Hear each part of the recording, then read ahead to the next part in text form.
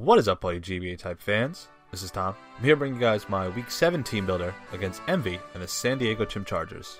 Now, before we get started, I'd like to apologize for any background noise. I have neighbors down the street who like to work on their cars whenever, just whenever. And they take things apart and put things back on because, whenever. So, loud noises. Just, if you hear anything in the background, it's not me. And I have to narrate around them, so. Anyway.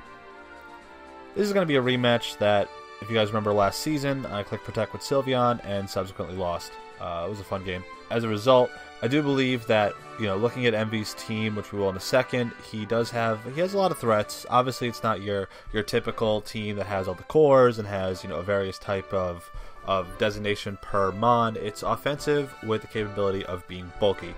And especially with the fact that now he has Cresselia over Meloetta, he probably will have at least 2, if not 3, pretty solid walls to otherwise stop things on my team from like Thunderous or Zygarde, stuff like that. But we're going to look at his team. His top line is, as always, is just going to outline the threats, middle line, his likely walls, and the 2 bottom line being things that, if they were brought, wouldn't necessarily be the biggest hindrance to my team. First off, we have Dragonite, his Zmon. It is super threatening because of the fact that if he gets the +1, a physical devastating Draco, regardless of what it hits, will knock out even a max Vaporeon. With that in mind, I kind of have to just prep Vaporeon to take a lot of physical hits. The top 3, Landorus, Dragonite, and Kingdra, all of which, if there are even some of which are physical, Vaporeon's going to have a pretty hard time, especially not having immediate recovery, taking hits from any of those. So, even Porygon 2 isn't going to enjoy, if it was fully physical, it's not going to enjoy taking those hits from any of them, especially because like Landorus can have knockoff, or Kingdra could be the sniper set, so then, your defense doesn't really matter, because it can just, bop right through you. Landorus, likelihood to be choiced, but could also be a defensive-ish Rocky Helmet set to handle the likes of Zygarde, even Darmanitan, especially Hitmonlee also. It could be pretty effective at pivot, has solid stab options against my team, and just overall is pretty much a staple on all of Emvee's teams each week. Next up we have Kingdra. Even without the rain, a crit set or a spec set, regardless, could do a pretty solid chunk against my team. It is faster than all of my walls, so if he you can go for Draco, Dragon Pulse, Water Move, even if Vaporeon is down. Otherwise, everything else is not going to enjoy taking hits from a Kingdra. Next up, we have Magnezone, and while I have Nidoqueen, which stops both of its main stabs, and then I have things like Vaporeon and Porygon 2 to stop its form of like HP Ice, just electric types in general are going to be a pretty solid hindrance to my team. Magnezone is something I've always wanted to use in draft format, and I do think it's a very solid mon, regardless if it's speed tier or whatever other reason you want to come up with. Just the fact that he could put specs on it and then just Volt Switch if Nidoqueen is down, or if Thunderous is pretty low or Rocks are up, something like that. Magnezone is going to be a problem. I have to think of a means to kind of like lure it in or somehow handle it over the course of the entire match. And it's not like I could even trace Magnetopole if it is Magnetopole with Porygon 2, because he also has 2 other viable options. Maybe not Sturdy as much, but Analytic especially, because I switch it in, and he goes something like T-Bolt or Volt Switch. It is going to do a lot of damage. I can't trap it, and unless he's Choice, which doesn't make sense this week for Emvee's preparation purposes. It is going to be an effective pivot around my entire team. And obviously he can't be Choice, because then Nidoqueen would just be an immediate stop to it, forcing him to lose momentum. Next up we have Virizion. Now, even though I have Celesteela, and I have the likes of, something like Nidoqueen, just the fact that Virizion is so fast, and even just being like a lower tiered mon, it does have the potential to be a special or a physical set. The Swords Dance set with its dual stab is still going to do a good solid chunk to Celesteela if it is not a max physical defensive set. Just Virizion also competes with a lot of my faster mons, outpaces Thunderous. It can take a hit from Zydog and then pretty much do some damage right back, or otherwise force me to play defensively.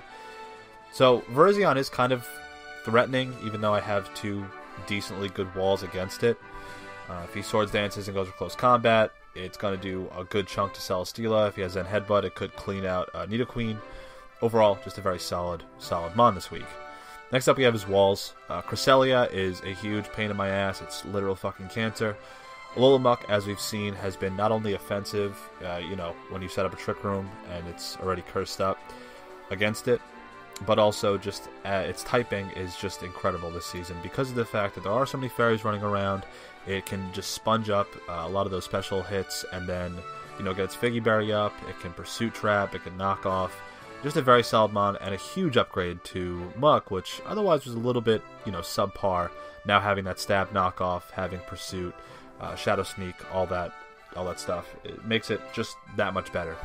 Cresselia, I can see him being a calm mindset this week because if he's just, max defense, he could stop things like Celesteela or Zygarde from being a problem. Also inhibits things like Azelf or Gardevoir from going for their stabs.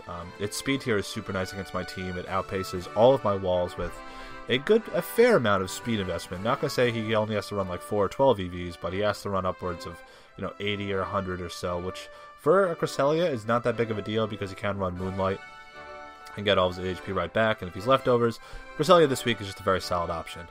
When we look at Empoleon and Pelipper, I'm kind of going to group them together because of the fact that while Empoleon's going to set up hazards, it can also defog them away. Pelipper can be that pivot set. In the rain, nothing on my team really wants to take a Hurricane, especially with that confusion chance, because then it also inhibits my momentum. It forces me to make a defensive switch. He could also just be a toxic variant. It is slow, but with U-turn, he could pivot out, just always keep things in his favor. Nothing in my team outside of Vaporeon wants to take a Scald or a Hydro in the rain, and then, just either of which can be really good. I kind of see Empoleon being a little bit better because it is a little bit more bulky. He can set up rocks, and otherwise he can get a good chunk of damage off on a lot of things that aren't, of course, Vaporeon. Finally, we have his bottom line. I don't necessarily see either coming just based on how good the other Mons are realistically for his team this week. Alakazam, while it could be a Life Orb set, I do have a fair amount of priority on my team. I do have bulk that could take a fair amount of hits from of course, a non-Life Orb Alakazam. It can run the proper coverage, but it also will be forced to, make that decision, and I'll have a lot of fair amount of things to take hits, and just even its Psychic Stab isn't good against my team because obviously I have a Porygon 2, I have a Celesteela, I have Gardevoir, Azelf, just overall kind of a hard bring this week, so I don't necessarily see it being the biggest threat just specifically this week. Kabutops is very dependent on the rain. I don't have the same thing that Callum had where I have a lot of rain weak Mons. The rock water coverage is not super good against my team. Overall, if it does be brought, I have to then kind of believe that Pelipper is going to be brought, which for my purposes is going to be a little bit better because Pelipper is kind of a pretty... Thundurus can come in and immediately threaten it out, assuming it's not Scarfed. But if it is Scarfed, then that means that it's going to have to go for U-turn and stuff like that. So he has a very interesting team. I have to prepare in a way that's not so standard, but also a means that's effective enough to kind of put me ahead earlier rather than later. I don't want to play against his threats, assuming they can set up, because you look at things like Kingdra can set up. You have Dragonite, which of course is the Z-Mon, can set up. Cresselia can set up. Virizion, set up. Landorus could even do a double dance set. You see my point. I have to kind of press him a little bit faster than he can press me, and just ensure that he doesn't, beat me outright like he did last season. So that's the idea. I'm going to go right into my team, so I'll see you guys in a second. Alright guys, we're in the team builder. My team this week is going to be Celesteela, Thundurus, Vaporeon, Porygon 2, Azelf, and Gardevoir. Starting off with Celesteela, this is going to act somewhat like a Magnezone lure. If there's any chance that I can get Celesteela in on a free switch, otherwise on a matchup that can kind of allow Celesteela to have the upper hand, my intention is to go for Flame Charge, get to +1. With my speed investment, I have enough speed to outpace a max speed Timid Magnezone, obviously a not Scarf variant, and I can go for something like EQ to get off a good chunk of damage, if not kill it outright. Then I also have something like Hidden Power Ice, in case Landorus wants to come in, and I can get off a solid 65 to 73%. If it got Ice Beam, I think this investment probably would have killed, just after rocks damage or a little bit of chip damage. Overall, Celesteela. He doesn't have a fire type, so I'm not necessarily like worried to bring it in. This is kind of an all or nothing set, the same way in previous weeks I've used the Shuka set or stuff like that. Obviously the Leechy Protect set is the annoying set. This is kind of a pseudo offensive set, trying to take advantage of what I think is going to be a likely bring in Magnezone. Also, in addition, just based on my HP investment, obviously I'm a negative defense nature, so a close combat's going to do a lot of damage if he does bring Virizion.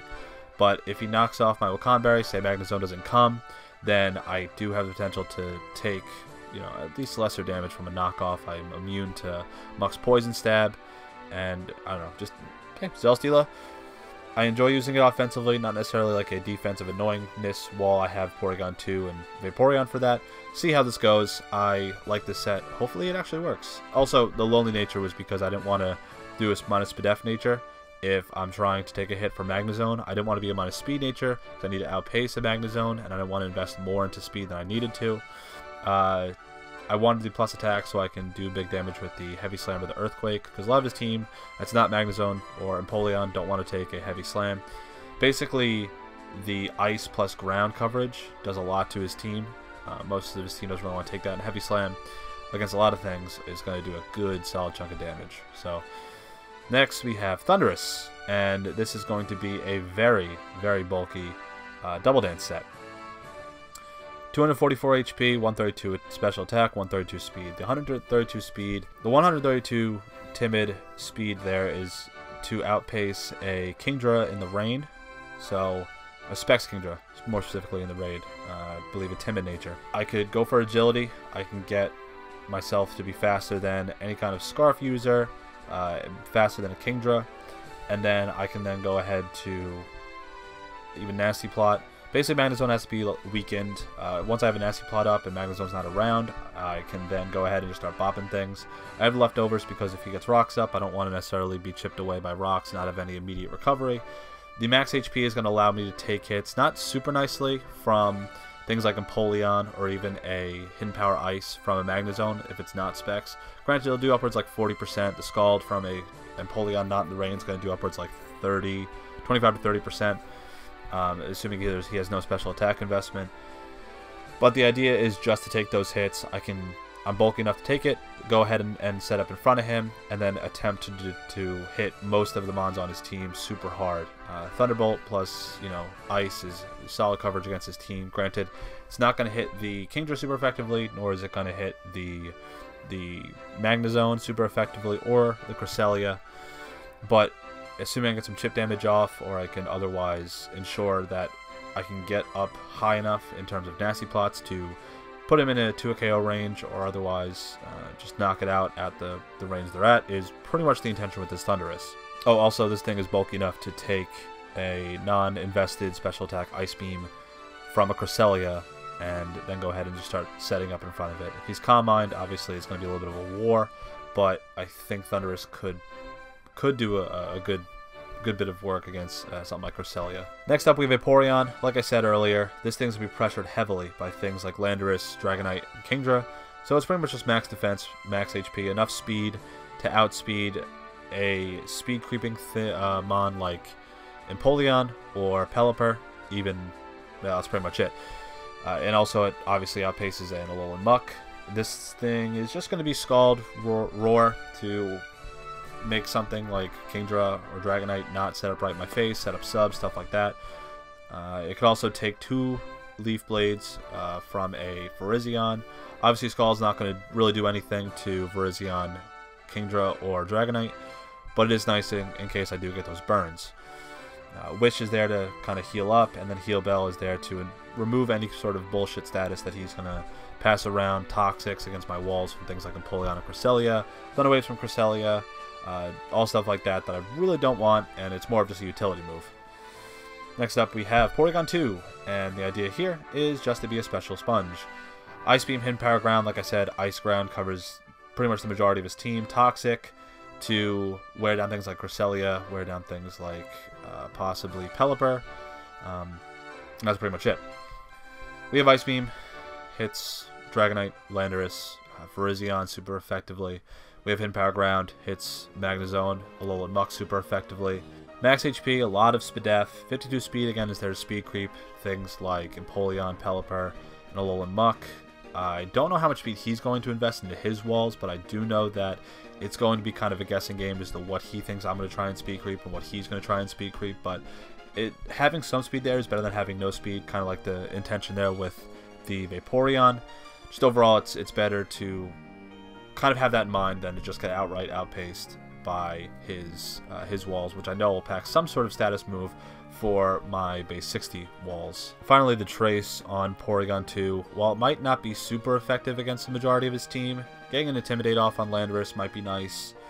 A Levitate against Cresselia could help against something like Landorus for the Earthquake. Tracing Magic Guard against Alakazam could be cool. Even Multiscale Porygon 2 is probably not something that anyone wants to deal with, but it could be kind of cool to have. I don't know. We'll see what happens. Just Porygon 2, as always, is going to be a very just annoying thing to take down, as well as just one of my walls each week.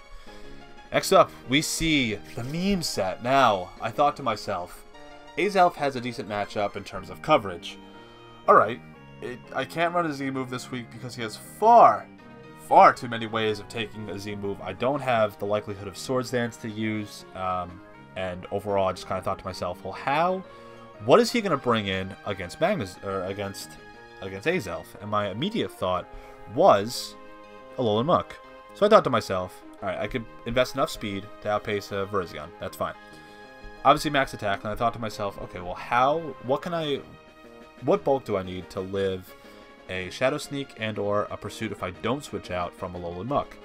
I think it was about 44 HP. Having the 52 there is just nice. So we look at the EVs. Now we look at the moves. U-turn there is for immediate pivot out. If Alolan Muck is not in range for the move you see down there at the bottom, which I'll explain in a minute, I'm just going to U-turn right out.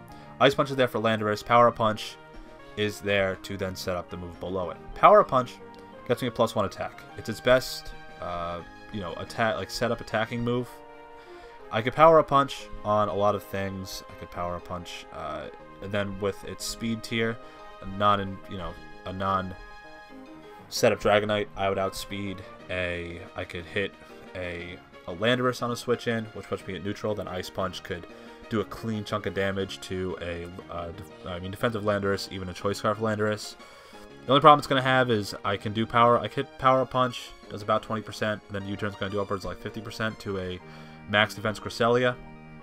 But then the creme de la creme is Power Up Punch, or just flat out Ice Punch into Natural Gift Ground with the Apricot Berry for the Alolan Muck.